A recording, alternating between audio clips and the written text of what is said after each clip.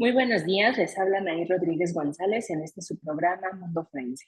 El día de hoy estamos transmitiendo desde la página de Facebook de Canal Yus Multimedia de la Facultad de Derecho de la UNAM. Agradecemos a la facultad por generar este espacio de discusión y les recordamos que también estamos en la plataforma de Facebook de la Escuela Nacional de Ciencias Forenses de la UNAM, en donde pueden dejar sus preguntas y comentarios para la invitada del día de hoy. Bienvenidas y bienvenidos. Hoy nos acompaña la maestra Luz Alejandra Castillo Alanís para conversar sobre el tema reducción de riesgos en el consumo de drogas. Me voy a permitir leer una muy breve síntesis curricular. Estudió la licenciatura en Química en la Facultad de Química de la UNAM, cursó la maestría en Ciencias dentro del posgrado en Ciencias Químicas en la misma universidad, aprobó el curso de formación de perito profesional en el Instituto Nacional de Ciencias Penales en el año 2009, laboró como perito profesional en materia de química forense en la ahora Fiscalía General de la República, ha recibido capacitación por parte del INACIPE, de la DEA y del Departamento de Justicia de Estados Unidos. Trabajó en la industria farmacéutica dentro de las áreas de desarrollo analítico, control de calidad y aseguramiento de calidad. Ha sido profesora de asignatura en la Facultad de Química en la UNAM y en la Universidad Anáhuac. Actualmente forma parte de la Escuela Nacional de Ciencias Forenses como técnica académica de tiempo completo en el grupo de toxicología forense. Es coautora de la guía para la valoración judicial de la prueba pericial en materia de toxicología, al lado de la doctora María Elena Bravo Gómez y la maestra Alejandra Quijano Mateos.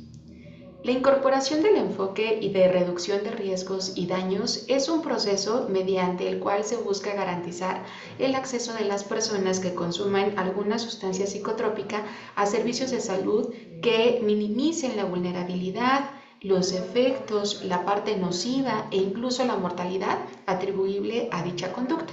Se implementó un modelo de reducción de riesgos en algunos países, primordialmente para afrontar la severa situación de mortalidad, dada la vulnerabilidad de las personas que se inyectaban ciertas sustancias psicotrópicas de manera compulsiva. Dichos modelos, en dichos modelos, mejor dicho, se introdujo un enfoque que implementó varias estrategias de carácter sanitario, pragmáticas para poder reducir la diseminación del VIH, además de prevenir sobredosis de drogas, infecciones, entre otras. Justamente sobre estas temáticas nos va a hablar el día de hoy la maestra Alejandra. Bienvenida. Hola, buenos días. Muchas gracias por la invitación. Siempre es un placer estar en este programa.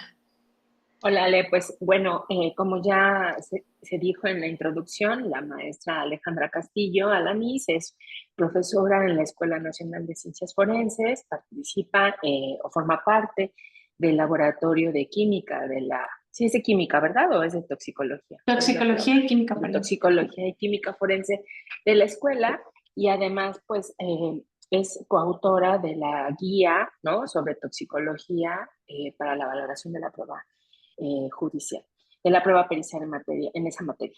Eh, Ale, a mí me parece que el tema que vamos a abordar hoy es un tema bien interesante porque creo que tiene que ver con un cambio que me parece que es necesario en la forma de ver el uso y abuso de sustancias, ¿no? En las personas. Creo que tiene que ver como con dejarlo de ver como una visión, con una visión netamente punitiva, sancionadora y empezar a abordarla desde aspectos de salud pública, desde aspectos de política criminal, ¿no?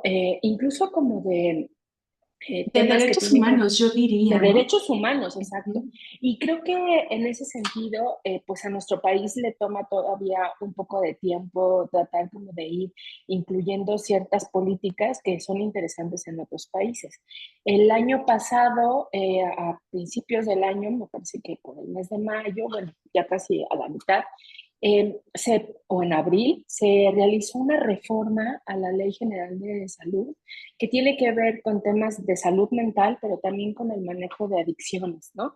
Y una de esas, de los aspectos importantes, justamente era el tratamiento de las personas que se encontraban en esta condición o en este padecimiento, para que entonces se implementaran ciertas políticas que pudieran reducir riesgos, como bien tiene que ver con el tema, y que además se brindara una asistencia y una atención integral, ¿no? En lugar de ir solamente a la parte punitiva sancionadora, que durante todo este tiempo pues nos hemos dado cuenta que no ha sido como el mejor efecto, ¿no? Entonces, primero me gustaría que pudieras platicarnos sobre cómo es que tú te acercas a este tema, ¿no? Y qué te lleva como a empezar a analizar el tema del uso de las sustancias y qué podemos entender por esta reducción de riesgos.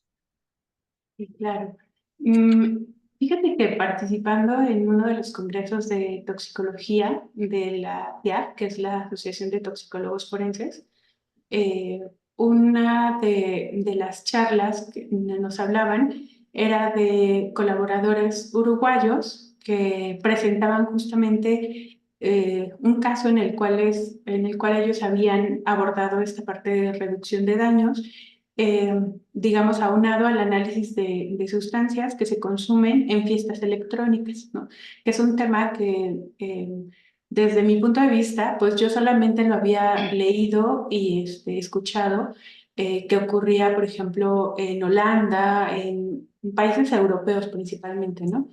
En América Latina, la verdad es que este para mí fue el primer caso que escuché en un congreso internacional además y me pareció sumamente interesante. Entonces, dentro de mi formación también está la parte de derecho, porque estudié derecho como una segunda carrera.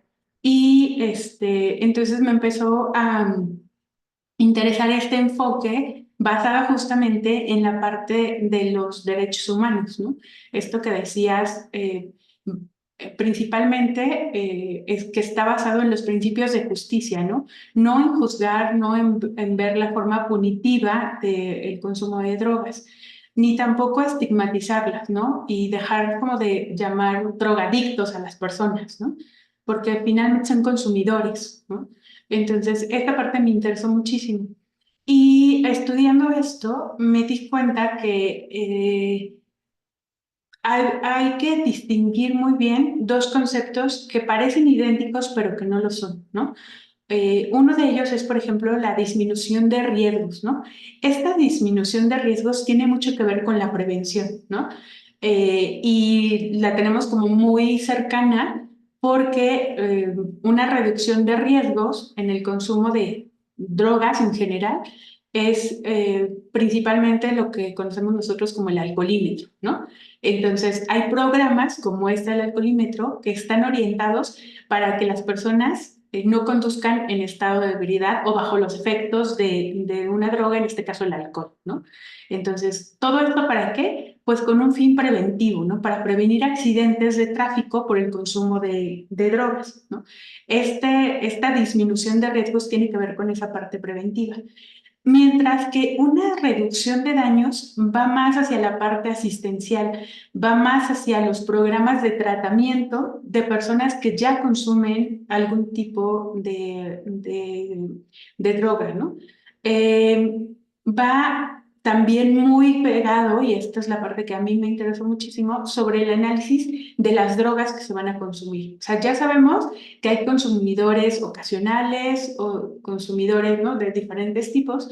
Entonces, estas personas en sí ya van a consumir algún tipo de droga. Entonces, que esas personas que son conscientes que lo van a hacer, o sea, que no es porque se las dieron, que no saben lo que están tomando, sino que ya son conscientes de que están o que van a consumir algún narcótico, que ese consumo sea consciente y que sepan qué es lo que van a consumir, ¿no? Que no les estén vendiendo una cosa por otra, ¿no? Mucho está pasando en Estados Unidos, por eso tantas muertes por fentanilo, ¿no? Porque la gente piensa que está consumiendo una cosa cuando en realidad está consumiendo mezclas de drogas, principalmente con fentanilo, y hay sobredosis, ¿no?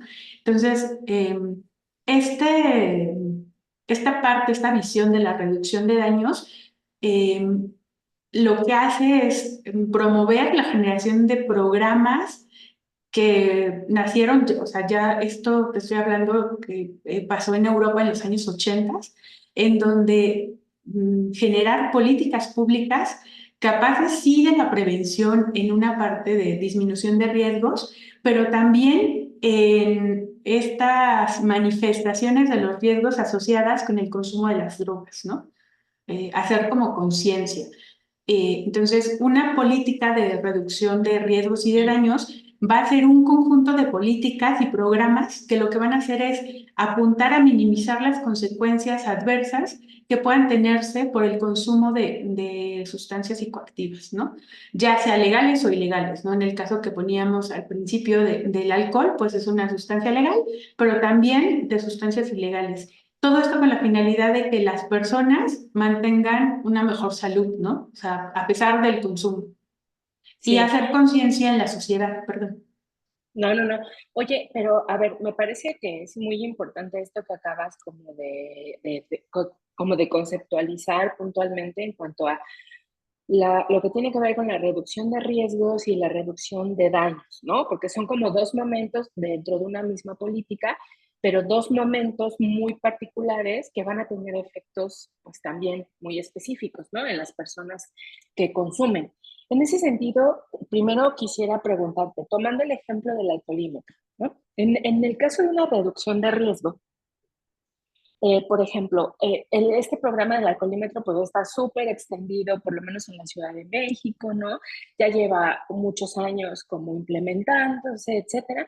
Y sin embargo, las personas siguen viéndolo no como un mecanismo de prevención, sino como un mecanismo sancionador en donde lo que va a pasar es que el Estado se les va a castigar, los va a mandar a una detención administrativa, bueno, sí, a una sanción administrativa, los va a mandar al torito, ahí los van a tener durante un número de horas, pero esto no está visto como una parte preventiva, o sea, seguramente hay un sector de la población que sigue, que sí, pero hay otro sector que lo sigue asumiendo como un castigo.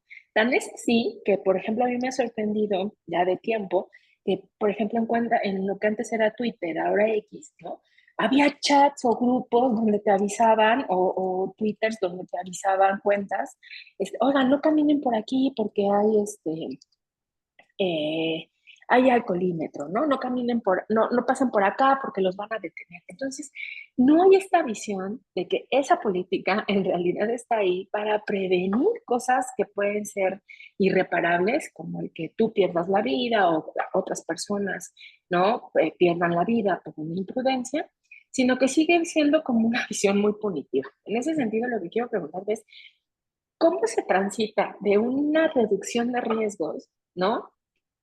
Para que ésta sea entendida como una medida de prevención y deje de ser esto, un castigo. Creo que le diste en el clavo en esto de la consecuencia, ¿no? Mientras que nosotros sigamos teniendo consecuencias punitivas, entonces se va a ver justamente no como una parte de prevención, sino una parte de sanción, ¿no? Entonces, manejas bajo los influjos del alcohol, te voy a detener cierto tiempo en el torito, ¿no? De hecho, esto que dices es muy importante, ¿no? Porque los grupos de chat en Facebook, en X, que sigue habiendo, ¿no? Alcoholímetro en tal lado. De hecho, la cuenta se llama así, ¿no? Alcoholímetro. Dices, pues entonces lo que estás haciendo es evitando justo una consecuencia de sanción, ¿no? No estás viendo que este alcoholímetro es una política que lo que quieres hacer es prevenir. Entonces, haz más énfasis en esa parte, ¿no? ¿Cuántos accidentes han evitado? ¿Cuántas muertes han evitado? ¿No? Dale énfasis a la parte de prevención para que hagas consciente a la sociedad, a las personas, que no es una sanción punitiva lo que importa, ¿no? A lo mejor sí, porque tienes consecuencias, porque estás violando una reglamentación, pero dale énfasis a que el principal motivo, el objetivo de esa política es prevenir los accidentes, ¿no? En el caso, por ejemplo, de la reducción de drogas ilegales, pues el objetivo primordial es evitar que un consumo experimental de los jóvenes o experimental esporádico se convierta en un uso continuado y esto llegue a adicciones, ¿no? Entonces, lo que quieres es reducir esa parte. Entonces, no estás incitando a la población a que consuma drogas y que pruebe, ¿no? O sea, estás diciendo, pues, si lo vas a hacer de manera experimental, de forma esporádica, entonces minimicemos esos riesgos, ¿no? Esa es la diferencia. O sea, cómo se Sí. lo presentas a la población, ¿no?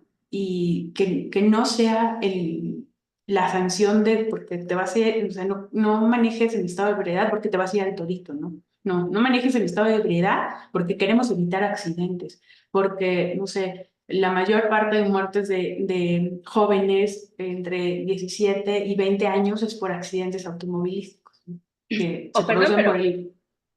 Perdón, pero o incluso como en el caso de que vayas en ese estado, ¿no? En un estado inconveniente, estás en un estado de embriaguez manejando o drogado, ¿no? Pues al contrario, es más conveniente que te vayas al torito, ¿no? Que la pases ahí un rato hasta que los efectos bajen justo para evitar. Entonces creo que es más bien que el resultado, como tú dices, está enfocado en la prevención, incluso esta detención administrativa, bueno, esta prisión administrativa, esta detención administrativa, esta sanción, pues, que no sea vista como una cosa como de tabú o cosas por el estilo, sino como algo que justo tiene esa visión de prevenir.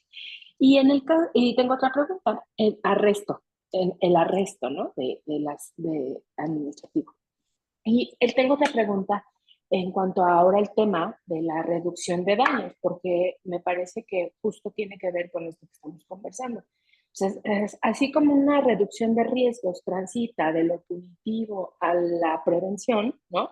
La reducción de riesgos también busca pasar de lo punitivo a evitar que las personas que consumen estén en una situación de riesgo, ¿no? Porque no están recibiendo, como tú decías, en un consumo consciente las sustancias las sustancias que están buscando, ¿no? Que son las que están como consumiendo en específico. En ese sentido, mi pregunta es, ¿eso tendría que pasar, maestra, por una regulación de esas sustancias? Porque es que eso, o sea, ¿cómo se podría dar justamente el hecho de que una persona sepa puntualmente lo que está consumiendo mientras la política como de tráfico, de producción de la propia sustancia, pues sigue siendo sancionada, ¿no? Entonces, ahí, ¿cómo es que se hace esta reducción de daño, ¿no? Se tienen que hacer registros de la sustancia, se tienen que legalizar, se crean espacios específicos donde las personas acuden, ese control queda a cargo del Estado. O sea, ¿cuáles son esas metodologías, esas herramientas que se usan para poner en práctica esta reducción? Fíjate que lo primero que hay que establecer es que una política de reducción de daños y de riesgos va a aceptar que hay personas que eligen, ¿no? Por su libertad, consumir sustancias, ¿no? Y lo que tiene que intentar el Estado y la sociedad es que esas personas no tengan consecuencias graves en su salud, ¿no? O sea, poner de manifiesto esto, ¿no? O sea, las personas, por la libertad que tienen, eligen consumirlas. Si sean sustancias ilegales o legales, ese es un camino, digamos, que se debe transitar de forma paralela, ¿no? O sea, la reducción de riesgos no apoya la legalización de las drogas o no apoya que haya centros en donde se pueden trata a personas con este tipo de sustancias, sino más bien lo que establece es justo que acepta que las personas elijan consumir sustancias, ¿no? Lo que se debe intentar o lo que se debe buscar es que esas personas no tengan consecuencias graves de salud, ¿no? O sea, que justo esto tiene que ver con la parte de salud pública, ¿no? Entonces, en lo que se centra el trabajo es que vas a atender a estas personas, pero no las vas a juzgar, no las vas a coaccionar, no las vas a discriminar, ¿no? No vas a exigirles que dejen de consumir drogas para que las puedas atender o ayudar, ¿no? Que estas no sea, el dejar de consumir las drogas no sea una condición para poder recibir un apoyo, ¿no? Básicamente. Y esto viene, pues sí, o sea, a la par del tema que comentabas de la legalización de las drogas, pero digamos que no se concatenan tanto, sino van a la par, ¿no? Maestra, yo tengo una duda aquí sobre cómo se está abordando el tema o cómo tendría México que abordar el tema, porque en la Ley General de Salud se establecen, digamos, como ciertos parámetros para que si eres consumidor, pues no se tenga como esta persecución de carácter penal. Sin embargo, por otro lado, choca la parte del Estado en cuanto a que el Estado dice sí lamento que puedan ser consumidores, no se ve con un tema de salud pública, pero lo que al Estado le importa es cómo se obtuvieron esas drogas, de dónde están surgiendo, porque eso sí es de interés, porque hay alguien que las está fabricando, vendiendo, comercializando, distribuyendo. Entonces, ¿cómo esta formación que tiene respecto a la parte toxicológica, respecto a la parte del conocimiento del derecho, pueden ir inmersos en una política que no sea contradictorio? Porque entiendo muy bien este aspecto de la cuestión de salud de la persona consumidora, evitar pues que se tenga como un desgaste también en el sistema de salud mexicano para el cual no estamos preparados, pero también chocaría con esta idea del Estado, ¿no? Y de las políticas que se han generado, pues para ir, digamos, atacando los grupos de delincuencia organizada o los grupos que se están dedicando justo a la creación de este tipo de drogas y aparte a alterar estas drogas. ¿Cuál sería como su opinión respecto a estas dos políticas que parecerían encontrarse? Sí, la verdad es que desde que fui perito en materia de química para la fiscalía, pues te das cuenta que hay cosas en la Ley General de Salud que pueden ser mejoradas, ¿no? Y que deben de ir justo, generar desde una política que lo que busque sea justo eso, ¿no? Como mayor bienestar para la sociedad y no hacerlo punitivo, ¿no? Am, el, el que haya personas que consumen drogas y que no puedan dejar de hacerlo, finalmente hay quien pueda dejar de hacer, pero llega en un grado en el que a lo mejor pueden ya no dejar de hacerlo. La reducción de daños no va a ofrecerles a ellos, digamos, no los va a discriminar, ¿no? Sino que lo que se pretende es minimizar esos impactos negativos, principalmente sanitarios hacia la población. Y entonces debes de generar justamente las leyes que vayan asociados con esa parte, ¿no? Que se respete justamente a la persona, a sus derechos humanos, como esa parte, justamente, o sea, que la ley se acopla a esa parte. La reducción de daños se ha probado en muchos países, ¿no? Hay ejemplos, y principalmente en Europa, en donde se ve que esta reducción de daños es muy eficiente, ¿no? Muy eficiente ¿para qué? Para mantener a las personas vivas y con salud, ¿no? Evitar muertes por sobredosis, prevenir enfermedades de transmisión sexual o enfermedades como la hepatitis, eh, revertir la sobredosis porque hay a la mano medicamentos o antídotos para esto, mejorar la calidad de vida de las personas, ¿no? Es decir, acercar a los consumidores a los servicios de salud, ¿no? Ese tipo de cosas que se ven mucho en países en donde se aplican este tipo de políticas. Eh, la reducción de daños es cara, sí, fomenta políticas públicas cara, pero al final de cuentas se vuelve rentable porque hay evidencia que ha demostrado que hay impactos positivos sobre la aplicación de esta parte en la salud de los individuos y en la salud de la población en general. Entonces, al final de cuentas, si haces números, pues eso se vuelve, digamos, a la larga más baratos, ¿no? Claro, tiene impactos en el sistema de salud pública, evidentemente, tiene impactos también en el sistema de justicia penal, ¿no? O sea, porque al Sí. final tienes como una reducción justo de riesgos, ¿no? En donde lo que haces es como tener como ciertos aspectos o ciertas condiciones de la persona que consume un poco bajo control o por lo menos manejables, ¿no? Para evitar situaciones que puedan derivar Sí. en consecuencias no deseadas. Ale, en ese sentido, ¿nos podrías platicar algunas de las estrategias porque a lo mejor de pronto acá estamos hablando de las experiencias en países europeos, ¿no? Lo que se hace y demás, pero para la realidad mexicana a lo mejor eso no lo hemos visto materializado. Entonces, me gustaría que pudiéramos explicar al auditorio cuáles son algunas de esas estrategias como prácticas ya aplicadas, ¿no? Que han sido efectivas en la reducción de riesgos para individuos que consumen drogas. Sí, fíjate que cuando yo estaba investigando sobre este tema, yo pensaba que en México no existían este tipo de políticas de reducción de riesgos, ¿sí? Y sí existen, aunque no son tan efectivas como en otros países, ¿no? Por ejemplo, en México, esta parte de la reducción de daños, en una parte muy a la mano que tenemos, se da en el Instituto para la Atención y Protección de las Adicciones, ¿no? De la Ciudad de México, que se llama IAPA.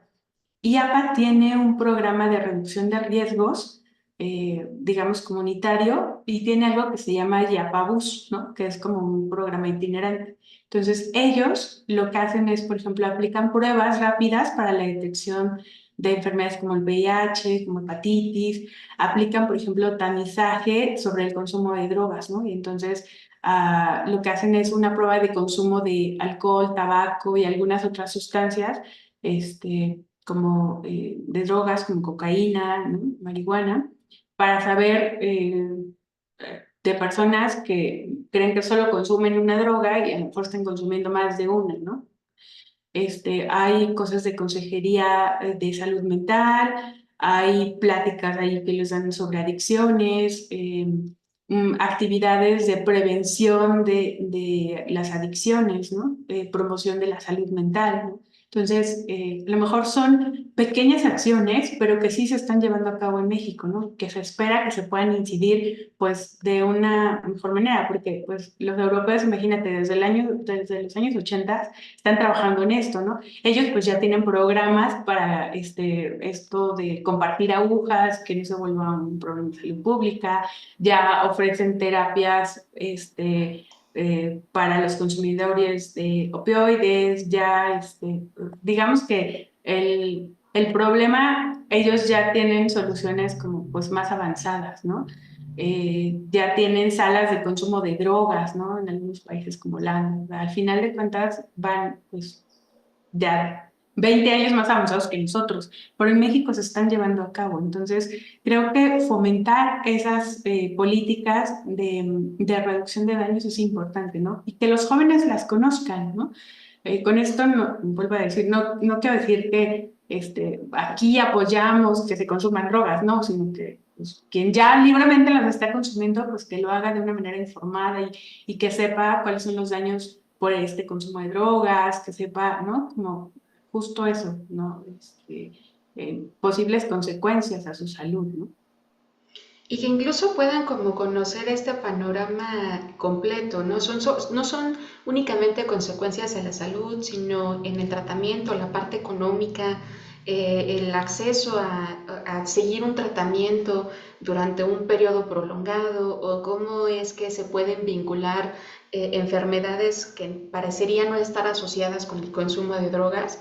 Creo que eso ayudaría a que las personas pudiéramos tener la decisión informada sobre qué va a pasar con posterioridad y cuánto incluso nos va a hacer el costeo, ¿no? Recuerdo que tuvimos aquí a la maestra Alejandra Quijano, que hablaba un poco sobre unas cuestiones económicas y sobre el impacto netamente que se tenía y los costos. Bueno, también es un poco decirle a las personas que puedan conocer ese impacto que va a tener económico, en salud, incluso en las partes o en el ambiente familiar o social, ¿no? Creo que también eso es algo muy importante. Mi pregunta en ese sentido sería, ¿qué le hace falta a México para poder implementar estas políticas que puedan ser, pues, que se puedan ir construyendo si ya existen? Tenemos números, hay un seguimiento. ¿Cómo es que se pretende como tener esto en nuestro país ¿O qué le hace falta? ¿O que falta información, faltan instituciones, tiene que ser por cada uno de los estados, debe haber alguien que solamente concentre toda la información y dé el seguimiento, se haga una base de datos, afectaría derechos humanos? ¿Cómo estaría nuestro país como en esas temáticas? Creo que hace falta como una política a nivel nacional, porque esta está muy enfocada en la Ciudad de México, ¿no? Y digamos que en la Ciudad de México, pues se ha visto, ¿no? Desde hace, pues ya un par de años que va más avanzado en cuestiones legales, en cuestiones, ¿no? De legislación, de toda esta parte, la Ciudad de México. Entonces, digamos que va un pasito adelante. Entonces, creo que esto hacerlo a nivel nacional es muy importante. Darle mayor difusión también, ¿no? Que las personas consumidoras tomen decisiones informadas, ¿no?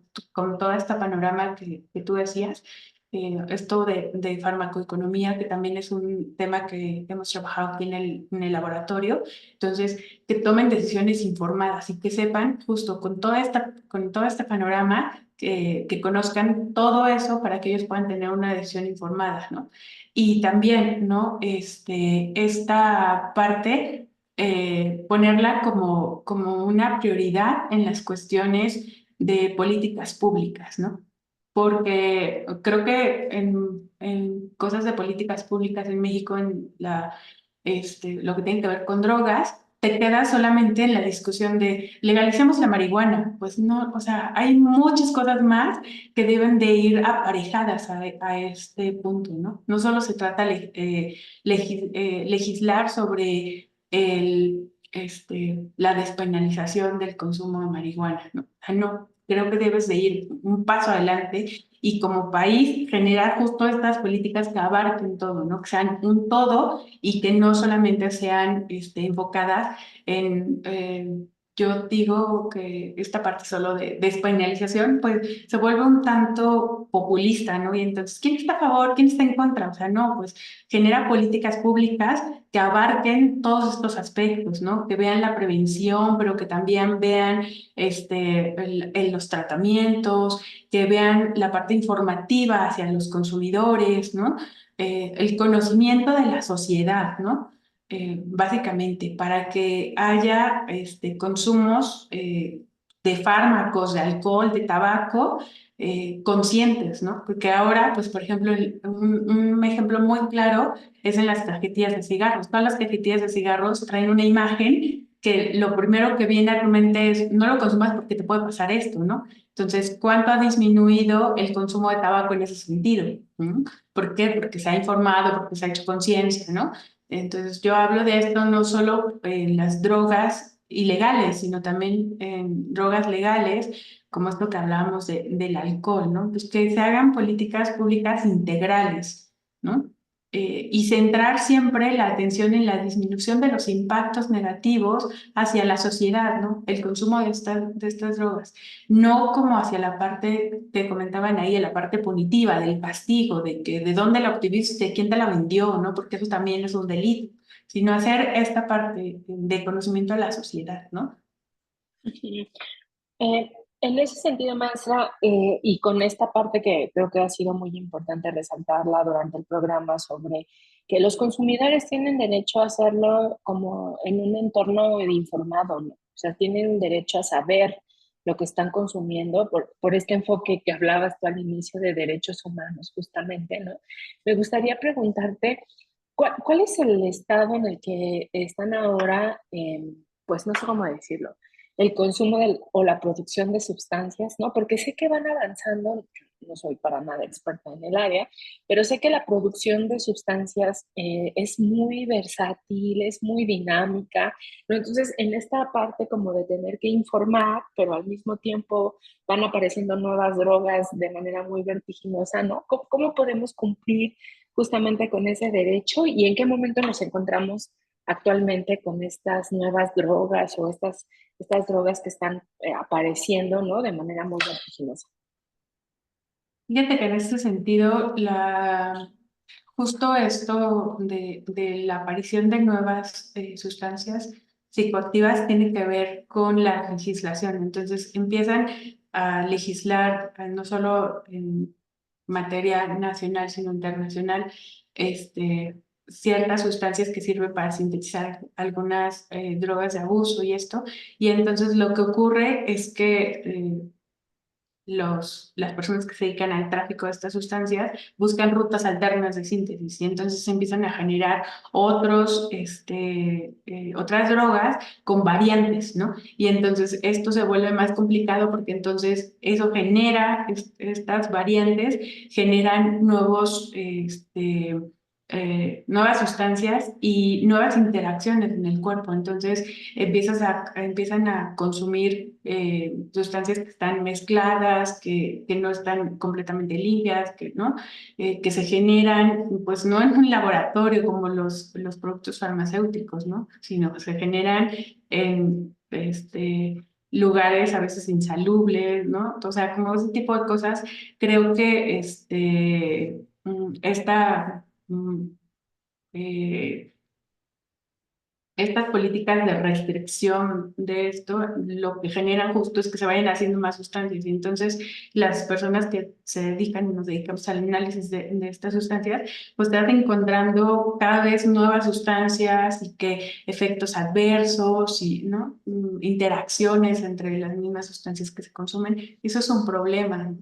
Este, digamos que llegas a problemas multifactoriales, ¿no?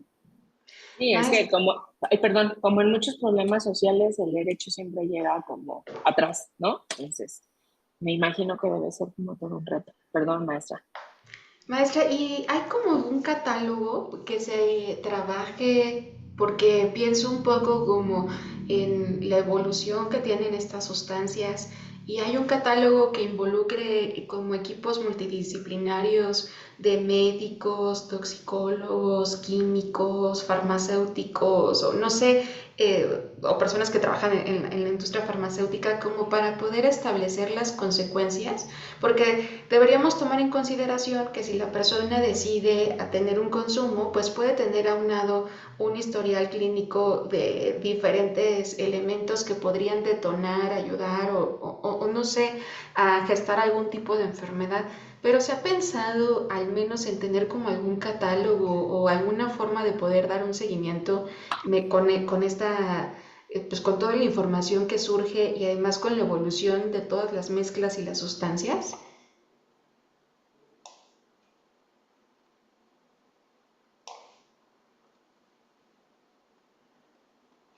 No la Está, escuchamos. está activado tu, está, ya. Ah, perdón, en la sección de oír un poquito, pero sí, ya entendí un poco tu pregunta en cuanto al catálogo de estas sustancias. Hay organizaciones que abordan estos eh, disminución de riesgos desde una manera integral, ¿no?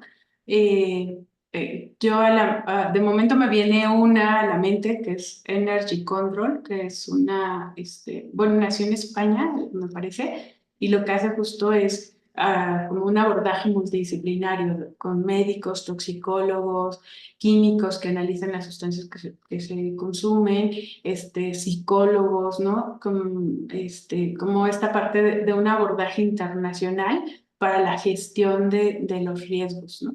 Entonces, sí hay información.